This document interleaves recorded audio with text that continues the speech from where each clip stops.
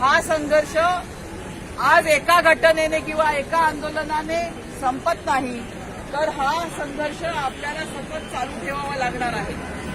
आज या घटनेबद्दल देशामधल्या छोट्या छोट्या गावातल्या महिलांच्या भावना अतिशय तीव्र आहेत आणि त्या भावना पोचवायला आम्ही जे पत्र या ठिकाणी लिहिलं, हे पत्र महाराष्ट्राच्या कलेक्टर ऑफिसमध्ये आज आम्ही दिलेलं आहे अशासाठी की त्यांनी ते राष्ट्रपतीला पोचवलं पाहिजे, त्यांनी ते महिला आयोगाला पोचवलं पाहिजे. आपण राष्ट्रपतीला आणि महिला आयोगाला हे पत्र पोस्टाने पाठवलेलं आहे, परंतु आज यांच्यामार्फत देखील आपण पाठवतो आहोत. याचं कारण असं की महाराष्ट्रामधलं जे प्रशासन आहे त्याला देखील आपण सांगायला मागतो आहोत की जे या देशामध्ये चाललेलं आहे, फक्त बीजेपीच्या युपी सरकारमध्ये नाही तर महाराष्ट्रामधल्या काँग्रेस आणि सेनेच्या सरकारमध्ये देखील तेच चाललेलं आहे.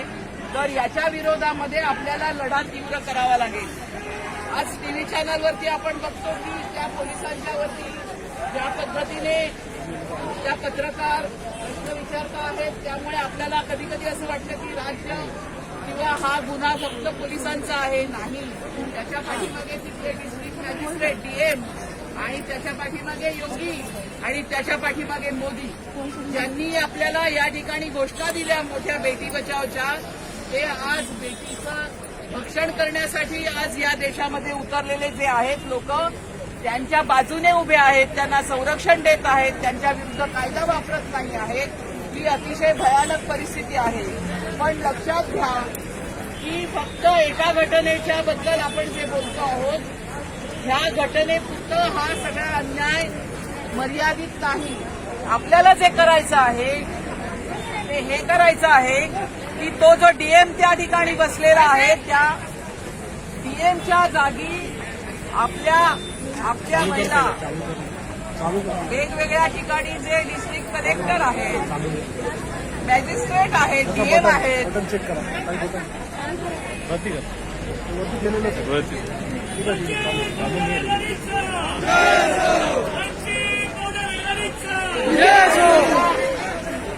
आपल्याला हे करायचं आहे की फक्त रस्त्यावरच्या आंदोलनापुरतं आपण मर्यादित राहावं.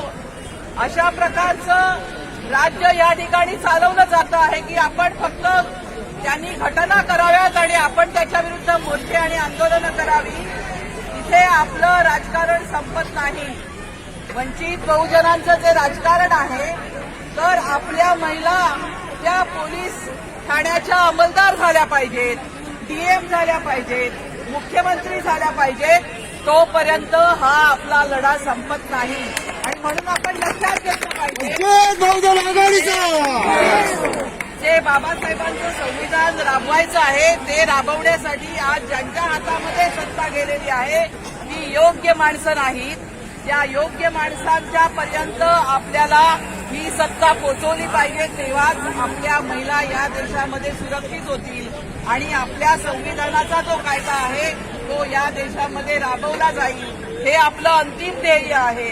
त्याच्यापर्यंत मी सर्वांना आपल्याला या ठिकाणी सांगायला मागते की आपल्याला त्याच्यामध्ये म्हणजे केवळ रस्त्यावरच्या आंदोलनामध्ये नव्हे तर आपल्याला या ठिकाणचं जे आपलं संघटन आहे, आपलं जे काही या ठिकाणी राजकीय काम आहे, ह्या कामाचा एक परिणाम घडवून या देशामध्ये एक परिवर्तन घडवून आणायचं आहे.